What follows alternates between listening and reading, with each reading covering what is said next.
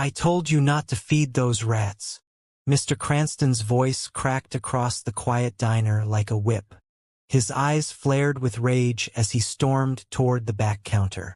Lila froze mid-step, her trembling hand still clutching the small white to-go bag she had just filled with leftover pancakes, toast, and a tiny container of syrup. He's just a kid, she whispered. He looked so hungry. Not my problem, the diner owner snapped, snatching the bag from her hand and flinging it straight into the trash. The soft thud of food hitting garbage felt louder than it should have. The homeless boy standing just outside the glass door stared at her with hollow eyes. His lips trembled, not from the cold, but from the humiliation. Lila had seen him before, curled up behind the dumpster, trying to shield himself from the wind using cardboard boxes. Maybe 13 years old, clothes so torn they barely clung to his skinny frame. Dirt smudged on his cheeks, but his eyes, there was something there. A sadness too heavy for a child to carry. You ever do that again, you're out, Mr. Cranston hissed, his face inches from hers. This is a place of business, not a soup kitchen. Understand? Lila's throat tightened. Yes, sir. But she wasn't sorry. The boy's name was Noah. She learned that after sneaking him a cup of tea the next morning, when Cranston wasn't around. He smiled so shyly it broke her heart. I used to love pancakes, he said, blowing on the steam. Used to. My mom made them. Before she got sick. She died last year. His voice barely made it past the steam. Lila nodded slowly. She didn't ask more. He didn't need questions. He needed kindness. She worked double shifts most days at this crusty roadside diner. 22 years old. No family. No big dreams. Just working to survive. But even on her worst days, she never let someone go hungry if she could help it. And she didn't expect that simple decision. Sliding a plate of scrambled eggs to a hungry boy would change everything. The moment came 3 days later. It was raining hard. The diner was nearly empty. A few truckers sat in the corner, sipping coffee and watching the storm. Noah hadn't shown up. She worried maybe he'd gotten sick. She stepped out back, holding a small bag of hot soup. Noah? She called into the alleyway. The storm answered with thunder. But someone else answered too. Who are you feeding now, huh? She spun around. It was Mr. Cranston. He had followed her. The bag slipped from her fingers, landing in a puddle with a sad splash. I thought he hasn't eaten and... You're fired. The words hit harder than she expected. I said you're fired, he shouted again, turning so red his forehead pulsed. You don't have to yell, she said softly. I do when I'm talking to traders who give away food I paid for. Lila stood there, rain sliding down her hair, her uniform clinging to her frame. She didn't argue.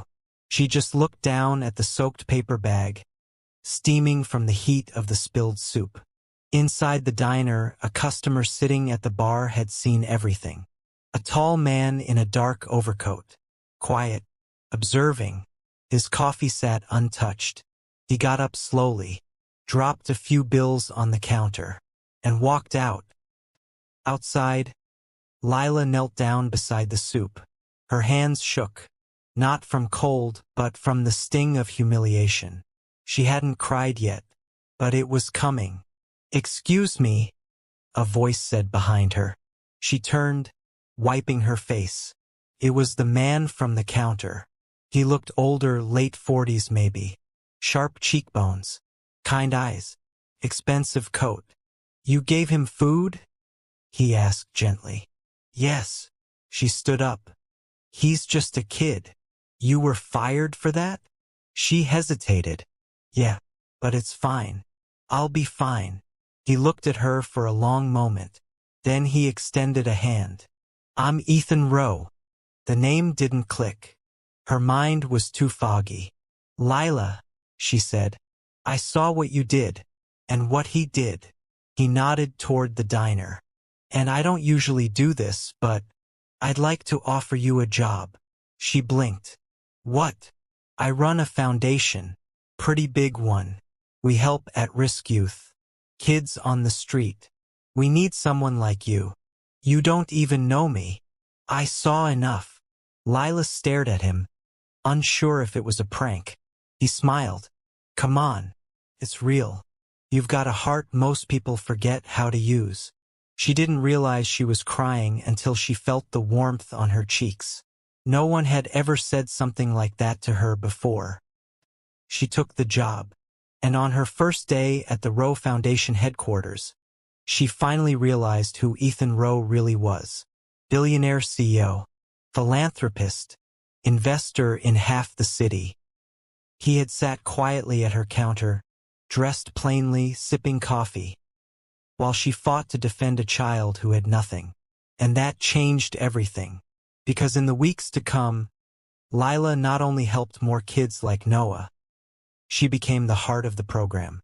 And Ethan, he started visiting more often, not just as her boss, but as someone who had once been a foster kid too. Someone who remembered what it meant to be hungry. Someone who saw in Lila what most people never bothered to notice.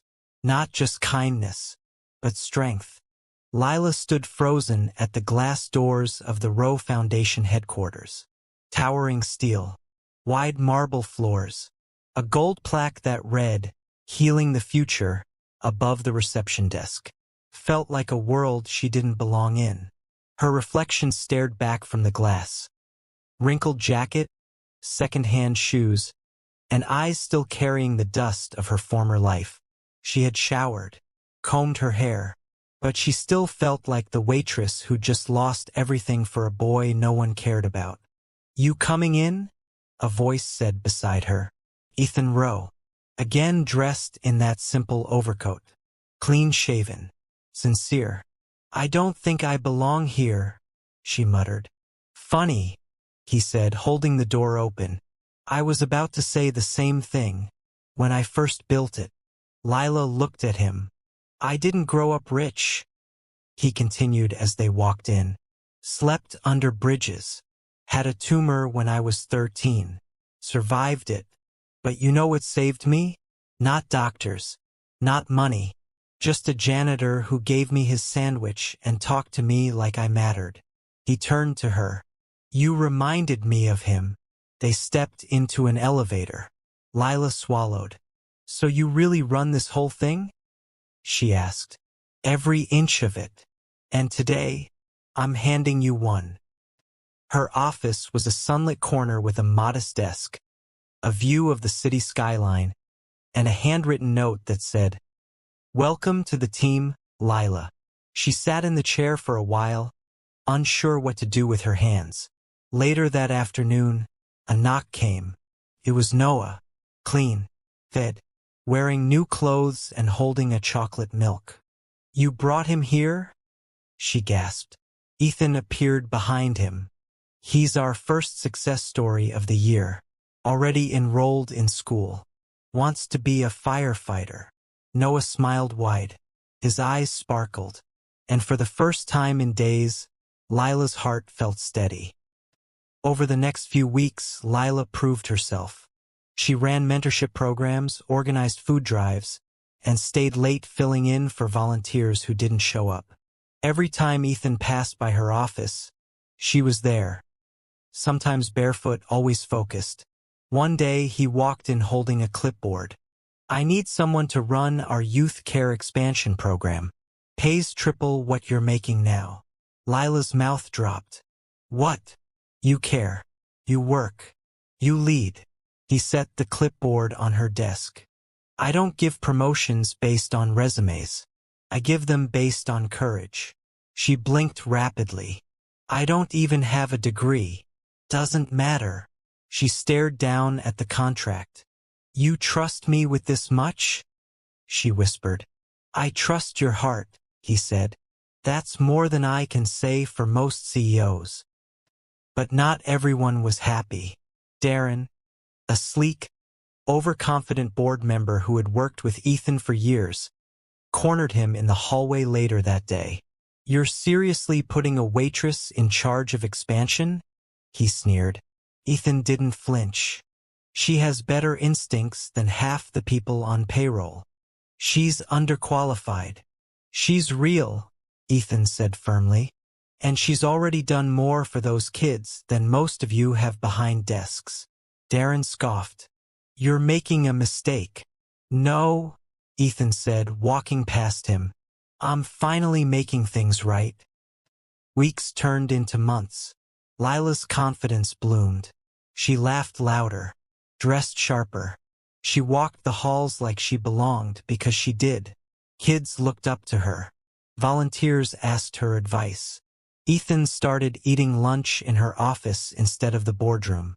They talked about everything: music, childhood, regret. One day, she asked, "Why don't you smile much?" He hesitated. "Because I haven't had a real reason in a long time." She nodded slowly. "Then let's find one." That night, they stayed after hours and played cards with a group of teens in the common room. And Ethan smiled. Not a forced one, a real one. But trouble was brewing. Mr. Cranston, the same diner owner who fired her, had found out where Lila landed. Bitter and furious, he took to the local press. Waitress who gave away free meals now hired by billionaire. Was it all a PR stunt? Rumors swirled. News vans showed up. Paparazzi camped outside the foundation gates. Ethan was cornered by shareholders demanding answers. "Is this woman compromising your brand?"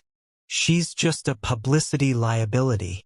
Ethan slammed his palm on the boardroom table.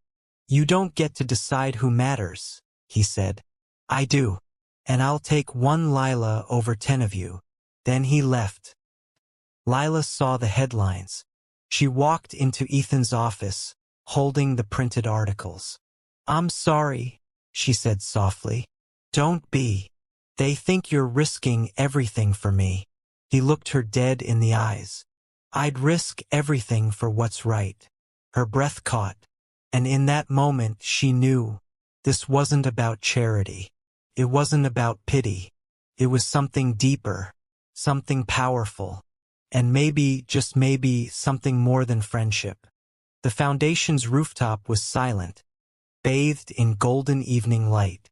Lila stood near the edge, arms crossed, watching traffic below.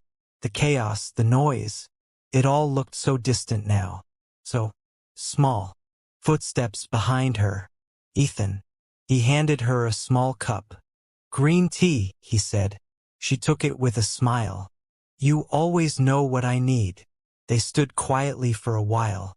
Then Ethan broke the silence. "I'm leaving the board." Lila turned sharply. "What?" "They want someone else leading expansion. Someone with a cleaner background, less baggage. I told them I won't let them replace you. So they offered a compromise. I step down as chairman, and they leave you alone." Her eyes welled. "You gave up everything for me?" "I gave up nothing," he said. "You're the best thing that's happened to this place." She looked away. "I don't want to be the reason you lose your legacy." He stepped closer. "Legacies change.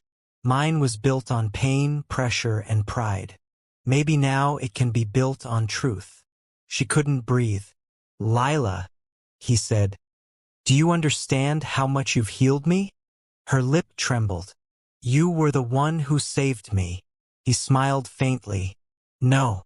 You saved me the day you stood up for that boy when no one else did. When the whole world turned away, you gave. And that," he placed a hand on his chest, "healed something I thought was broken forever." The next morning, they walked together into the office. A crowd waited. Volunteers, kids, even Noah. They clapped, cheered, held signs that read, "We stand with Lila." Darren, fuming in the corner, folded his arms. "This is ridiculous." Ethan walked over. "Then fire all of them. Go ahead." Darren said nothing. You see, Ethan continued, this isn't just a building, it's a family, and you don't get to evict family. He turned to Lila. You're not just part of this. You are this. The crowd erupted again. She blinked back tears. Later that day, Ethan took her to the garden on the east wing. Private space. Vines curling around marble benches. The kind of place billionaires escape to when the world is too loud. He sat, pulled out a faded photograph from his coat. A younger Ethan, bald from chemo, smiling with a sandwich in one hand. Lila touched it gently. This was him. He nodded. The janitor. He looks kind. He was, Ethan said. He used to tell me, don't wait to be rich to be kind. Kindness is the real wealth. She smiled. He'd be proud of you. He looked at her. Really looked. I want to give you something, he said. But only if you accept it not as charity, but as a partner. Lila tilted her head. Partner. He pulled out a simple key. To your own youth center. Across town. Fully funded. Fully yours. Her mouth opened, but no sound came out. I believe in you, he said softly. More than I've believed in anyone. She took the key with trembling hands. Then did something neither of them expected. She leaned in and hugged him. Not as an employee. Not as a girl who had once begged for scraps. But as someone who had found her purpose. And someone who had helped a billionaire remember his. That night, she walked the halls of the new center alone. The key still warm in her palm. She opened the doors. Clean space. Bright lights. Desks ready. Beds made. A place she would have dreamed of as a child. She stood in the middle of it all. And wept. Tears not of pain, but of joy. Because for the first time she wasn't invisible. She was seen. Respected. And finally, home.